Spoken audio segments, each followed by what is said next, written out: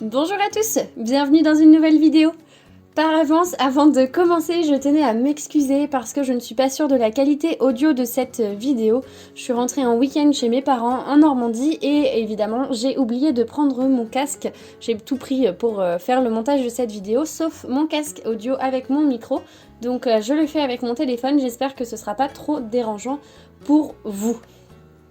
Ceci dit, on se retrouve du coup pour une page de scrap aujourd'hui au format 30-30 avec mon kit de chez HipKit du mois de janvier. Aujourd'hui, je vais scraper deux photos. La première, ce sera une photo du bouquet de fleurs que mon chéri m'a offert pour la Saint-Valentin. Et la deuxième, ce sera une photo du bouquet de fleurs et de moi. Pour cela, j'avais très envie d'utiliser plusieurs bandes de papier et de faire un petit tressage avec ces bandes. Donc je suis venue découper avec mon massicot des bandes, il me semble, de 2 cm de large à chaque fois et du coup de 30 cm.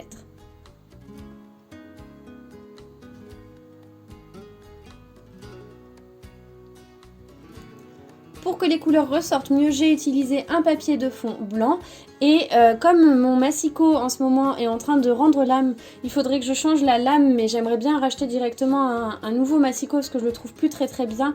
J'aimerais bien acheter celui de chez We Are Memory Keepers avec justement qui fait aussi plioir. Mais il est en rupture de stock depuis un petit moment sur Craftelier et j'ai une carte cadeau Craftelier, donc je vais attendre avant de le racheter. Et en fait quand il coupe du coup il fait plein de petits comment dire, il abîme pas mal les papiers, donc plutôt que de tout bien recouper, j'avais peur en plus que ce soit plus trop droit, donc je suis venue prendre mes ciseaux et cette fois-ci j'ai un peu raclé le papier pour donner un petit effet vieilli, un petit effet un petit peu vieilli, oui, un petit peu usé, pardon. J'avais envie que ça fasse comme si c'était vraiment volontaire, du coup, j'ai fait ça sur toutes mes bandes et puis ça permet en plus qu'elles ressortent un petit peu plus de mon fond de page et que ça crée du volume. Alors il existe des outils pour pouvoir faire ça plus facilement, je sais plus trop comment ça s'appelle, mais moi je trouve que, bon, déjà je le fais pas souvent, mais quand je le fais, je trouve que voilà, une lame ou des ciseaux, ça fonctionne franchement très bien là-dessus, c'est vraiment pas compliqué. Ensuite du coup je suis venue positionner mes papiers au départ sans trop faire le tressage, mais vous verrez en fait qu'à chaque fois il suffira de mettre les bandes en faisant passer en dessous puis au-dessus et répéter l'opération autant de fois que nécessaire. J'ai utilisé 4 bandes en haut et 4 bandes sur le côté.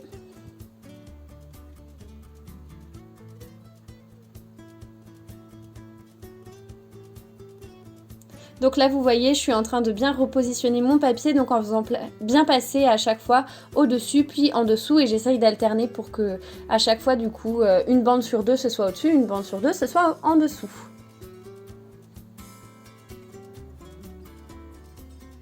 J'avais envie d'ajouter un petit peu de mix média à ma page, donc je suis venue prendre ma palette d'aquarelle avec un pinceau et beaucoup d'eau. Et en fait, alors il ressort pas mal jaune à la caméra, mais c'est vrai que moi, dans la vraie vie, je le trouve plus vert anis. J'avais envie de retrouver vraiment ces couleurs de vert, puisque dans le bouquet que j'ai, il y a eu beaucoup de vert, beaucoup de jaune, également dans les fleurs que mon chéri m'a offertes. Et donc j'avais envie de rappeler un petit peu ça sur mon fond de page. Donc je suis venue appliquer beaucoup d'eau, de la couleur, et ensuite avec un emballage plastique, je vous avais déjà présenté cette technique, je suis venue étaler tout ça.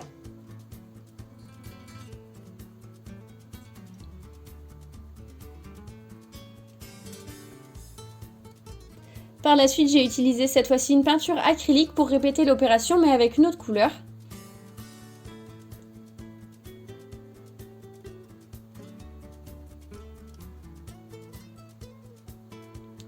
Et j'ai concentré mon mix média du coup sur le côté droit, puisque en fait mon tressage va vraiment se situer à gauche, et donc j'avais pas trop envie, ça servait pas à grand chose, il allait être masqué par les bandes de papier.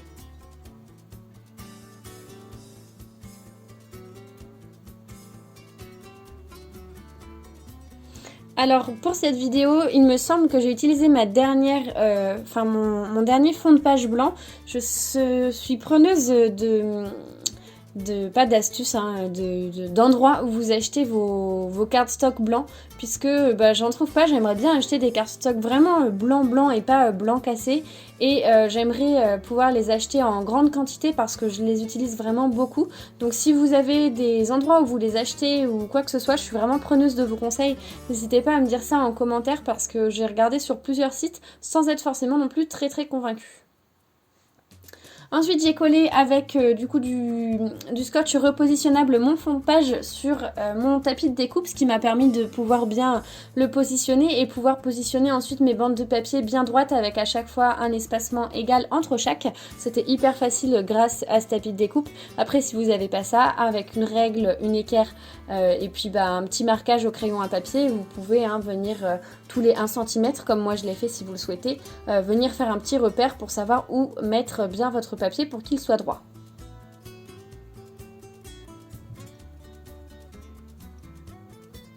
J'ai ajouté du coup du double face aux extrémités de mes bandes, j'en ai pas mis dans le milieu, simplement parce que j'avais envie de garder ce petit effet de volume. Comme ça passe au-dessus et en dessous, ça soulève un petit peu le papier et je trouvais ça assez sympa. Donc voilà, j'ai décidé d'en mettre juste dans les extrémités pour justement conserver ce petit effet qui me plaisait bien.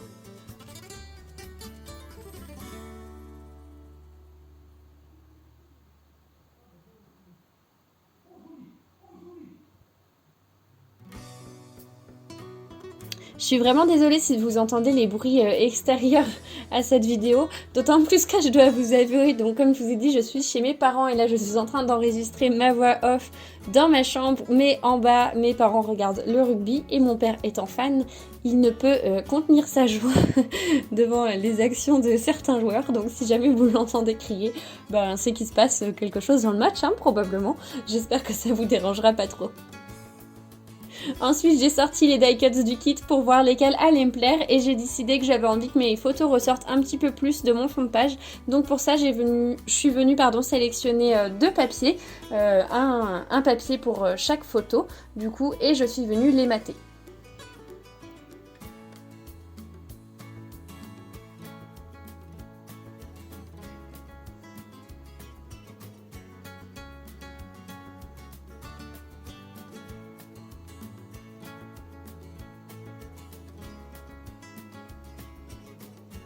C'est la première page de scrap que j'ai réalisée avec mon kit.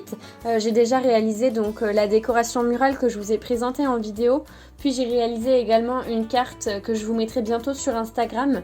Pas sur YouTube parce que je n'ai pas filmé la réalisation. Il me reste encore énormément de choses et c'est vrai que dans la dernière vidéo je vous disais justement que je n'allais pas recevoir le kit de février rapidement puisque il avait été envoyé super tard et que j'avais pas eu de tracking comme quoi il était arrivé en France. Et bien finalement je l'ai déjà reçu, c'est plutôt incroyable, il est arrivé plus vite que les kits précédents alors que les kits précédents partaient à temps. Donc je sais pas comment ils se sont débrouillés, moi je suis trop contente mais du coup vous allez voir bientôt la vidéo d'ouverture du kit de février qui est absolument magnifique, mais je vais essayer quand même d'utiliser au maximum le kit de janvier parce que comme vous voyez il me reste vraiment plein de choses, donc voilà, je vais essayer quand même de continuer à vous faire des vidéos avec le kit de janvier que j'ai envie de quand même utiliser au maximum.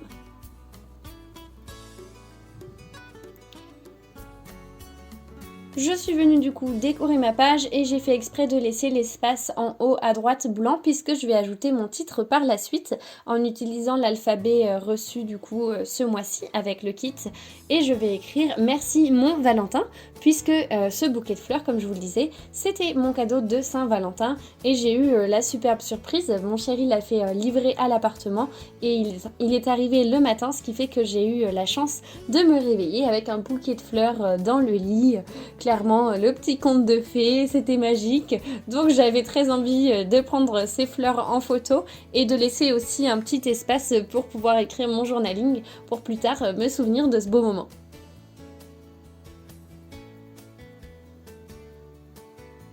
Alors dites-moi ce que vous en pensez, mais moi ce mois-ci j'ai un peu de difficulté avec le E. J'ai vraiment l'impression que ça ressemble à un 3, enfin j'ai l'impression d'utiliser des 3 à l'envers, donc c'est un peu bizarre, mais bon bah ce sont les E hein, qui sont prévus dans l'alphabet, c'est vraiment la lettre. Dites-moi si ça vous choque en commentaire ou si c'est que moi qui me fais des idées, parce que vraiment quand je les ai utilisés je me disais mais non c'est pas possible, je dois faire quelque chose de mal en fait, je dois me tromper, mais bah non, ce sont vraiment les E qui sont prévus comme ça.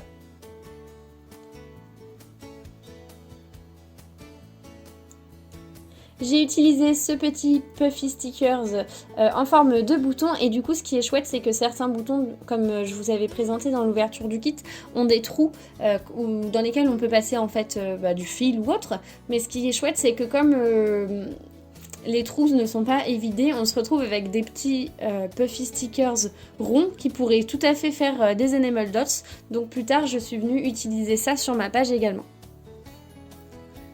Et comme je vous le disais, je suis venue inscrire un petit peu de journaling et pour cela j'ai utilisé mes feutres aquarellables.